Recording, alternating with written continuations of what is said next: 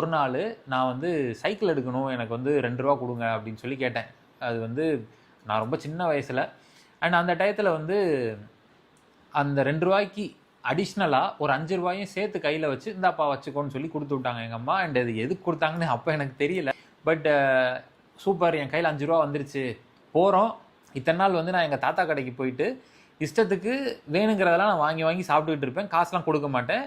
ஒரு சின்ன நோட்டில் மட்டும் எழுதி வச்சுக்கிட்டே வருவேன். அந்த காலத்தில் ஒரு சின்ன அட்டை மாதிரி வச்சுருப்பாங்க.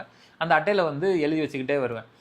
இப்போது அன்னைக்கு எனக்கு வந்து என்ன ஒரு ஃபீலிங்னா, வாவ், என் கையில் ரூ. 5 வந்துருச்சு. இன்றைக்கி நம்ம என்ன சாப்பிட்டாலும் இன்றைக்கி நான் காசு கொடுத்துட்டு தான் சாப்பிட போகிறேன்னு சொல்லி நான் லிட்ரலி ரூ. 5 நான் கொடுத்து 5 வேறு கடல மிட்டாயை என்னென்னமோ சாப்பிட்டு வந்துட்டேன். எனக்கு அன்றைக்கி வந்து பயங்கரமாக நான் சாதிச்ச ஒரு ஃபீலிங். அண்ட் வீட்டுக்கு வந்து நான் சொல்கிறேன், அம்மா இன்றைக்கி நான் வந்து காசு கொடுத்து இன்றைக்கி நான் சாப்பிட்ருக்கேம்மா அப்படின்னு சொல்லி நான் சொல்கிறேன். பயங்கரமாக எங்கள் அம்மா அப்படியே ஒரே அடியாக மண்டையில் போட்டு, இதுக்காக நான் உங்கள்கிட்ட ரூ. 5 கொடுத்து விட்டேன் அப்படின்னு சொல்லி பிடிச்சிட்டாங்க. எனக்கு அப்படியே